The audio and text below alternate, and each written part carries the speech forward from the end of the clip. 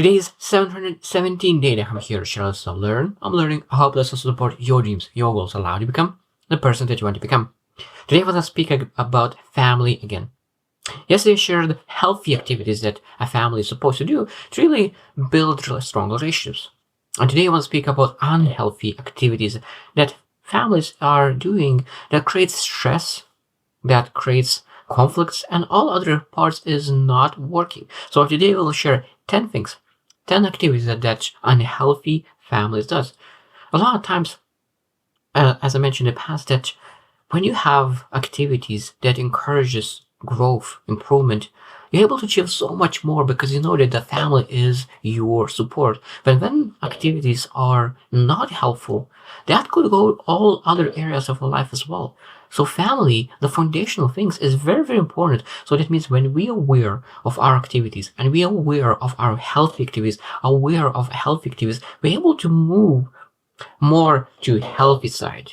Because it's easy to go to unhealthy side.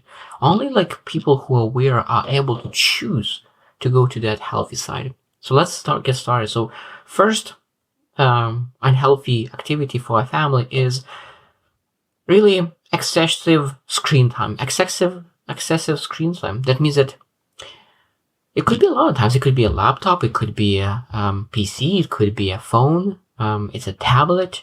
It means that how much time do you spend on looking at a screen? What's wrong about that is that when you watch a screen, what happens? You are on your own. That means that you're not part of the family. You're not part of the community. You become only by yourself. And you get a lot of dopamine by watching a lot of different videos. That's why it's really, we need to limit that screen time. And that it could be healthy activity if you have like 15 minutes together as a family and you're able to discuss some things. But if you're like watching for hours by ourselves, the videos on TikTok, Instagram, Facebook, YouTube, doesn't matter where, that is not healthy. So that means we need to discuss with the family how we're able to limit the screen time. Number 2 is unhealthy eating habits. So it means where do we eat as a family? What do we cook as a family? Do we cook all together as a family? Because I truly believe that is an amazing activity to have cook together a healthy meal. And we are able to have a healthy meal. You're able to bond. We're able to improve. If you build that emotional atmosphere, you're able to truly feel like home. But if you go to junk food as fast as you can and you spend a lot of time on the phone, of course that will not create an emotional atmosphere that you really want to be. So that activity is not healthy. So that means, of course, we need to understand how we could build around healthy habits. Maybe we eat too late. Maybe eat in the night. Maybe eat some foods. Maybe even like very junk food. Maybe fast food. Like we need to understand that. Let's create healthy habits for our family and then transform other areas of lives. Number 3 is substance abuse. That's an unhealthy activity for our family. Now, I do not say that a glass of wine is substance abuse. I'm just saying that if you do not remember what happened that evening, that means that this is abuse. And if you're drinking every single day, I truly believe it's abuse. That means that we need to always be aware, because probably everyone knows that when people say that, oh, this is not a problem, most time this is a problem. Because people do deny a lot of times. And of course, if they deny and minimize it, they will never get improved. So there's not just alcohol, there's all other areas that we need to really think about. Is it positive or negative? And how we look into that, I really discuss and really reduce, because substance abuse for a family, that activity is not a healthy activity. There are so many more activities that you're able to implement in family. Number 4 is verbal and physical abuse. That, of course, I could not call it even an activity, but that's basically people take action by really verbally and physically abusing other families. And that's just easy to understand. Every single person is able to understand it. If someone is verbally or physically abusing, that is super unhealthy. And if some person who is abused needs to leave that home as soon as possible. And never supposed to really keep yourself in a family where you are abused in one way or another. Because we are more than enough we deserve more than enough, and we deserve more than being abused. So of course, if someone, or maybe you are abusing someone verbally or physically, maybe you're able to really go to courses, maybe anger management or whatever it is that you're able to figure things out. I do not judge anybody, and nobody is supposed to judge, because I do not know. Maybe that's what someone saw in their life and they think that is okay. But 99% of people know that verbal and physical abuse is not okay. Number 5 is ignoring or isolating family members. Ignoring or isolating family members. That means, of course, that is a unhealthy activity. Like, if every single person in a family needs to be included, it doesn't matter in what way, but needs to be included. That means we're not supposed to ignore or isolate people in our family. Who is the person who judges what is good and what is bad? And especially for ignoring or isolation. So that means isolation, that means a person who is struggling, doing bad things, now gets ignored, more isolated. So what he's supposed to do? Just go even tap down on the things that he does bad. Because family unit is supposed to be support, no matter where you are. And then say that I will be there when you are struggling, when you will fall down, I will be there. But if you want to change, I will be there. And without judgment, without ignoring, without isolating, and making them worse than it is. Number 6 is lack of communication. This is part of activity. If you do not communicate, that means there will be no activities at all. Communication is essential to create, okay, what kind of activities you want to do. If there is lack of communication, there'll be a lack of activities. This is essential. So that means if you want to have healthy activities in your family, you need to have healthy communication. This is very easy to understand. Number 7 is excessive competition. Excessive competition. A lot of times people choose activities based on competition, that I want to be better. I want to make more money than my brother. I want to make more money than my sister. I want to make more than my parents. I want you to be that one. I want to this one. Why do you want that? Because there are so many different, more important things to pursue and compete against, rather than pursuing and competing with your family members. I will never agree with competition in life.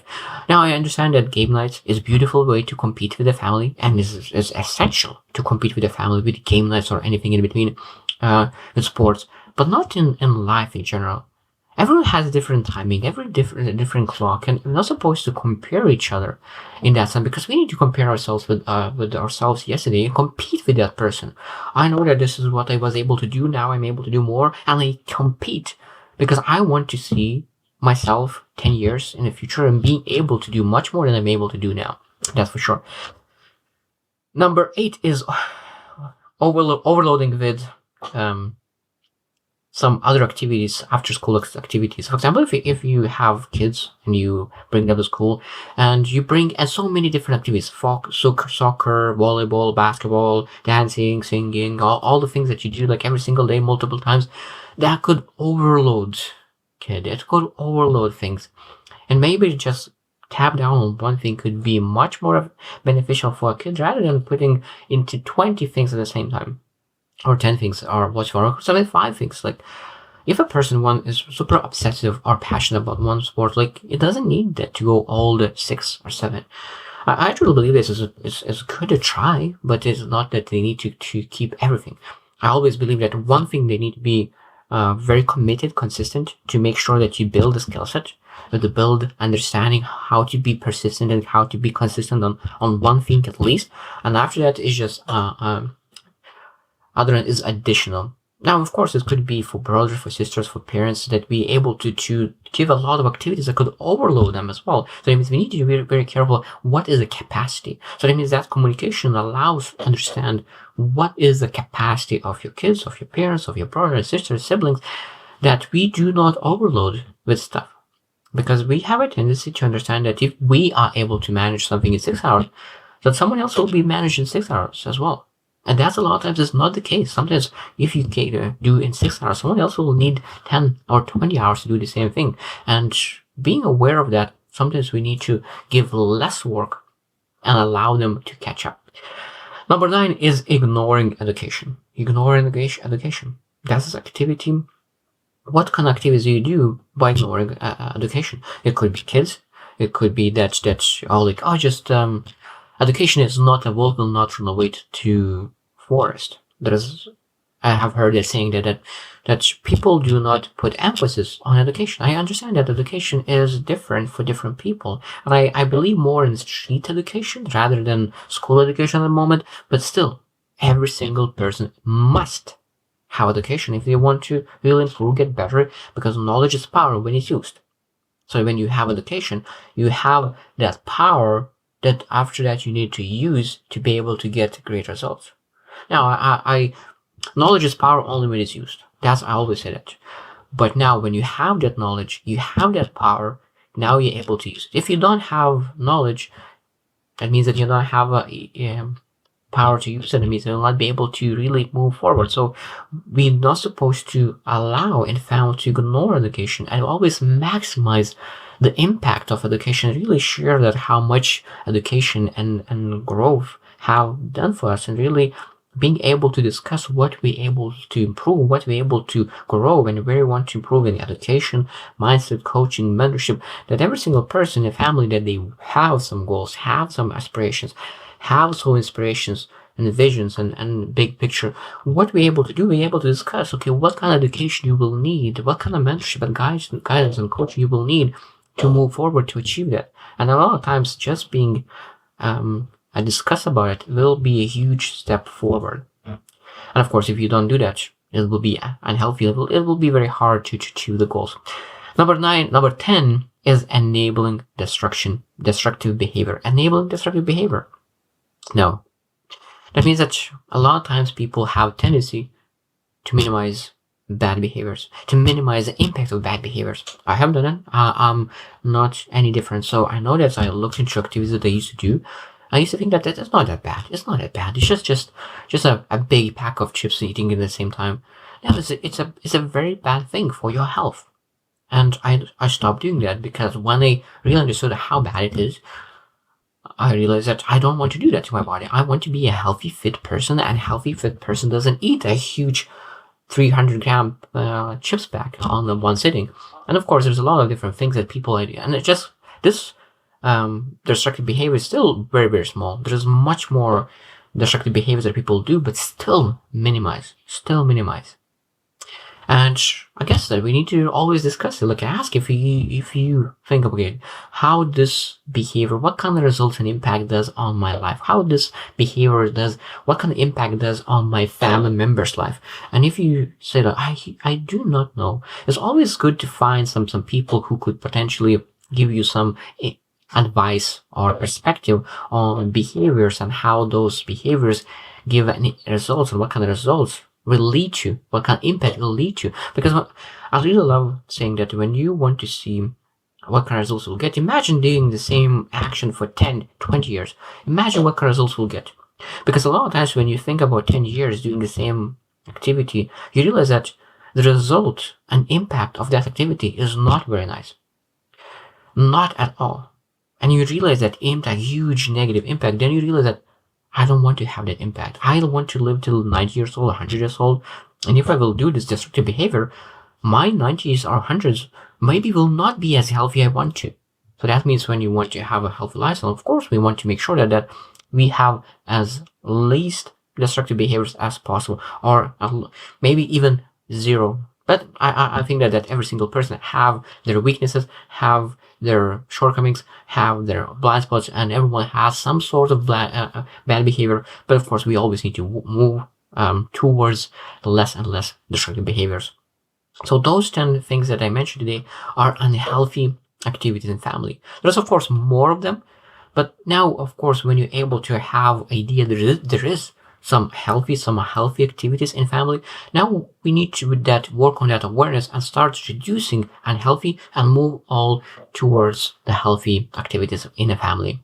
As I said, when you have great activities in family, you build a lot of energy, and with that energy, you're able to pursue your vision. So I hope you choose to win, and see you tomorrow.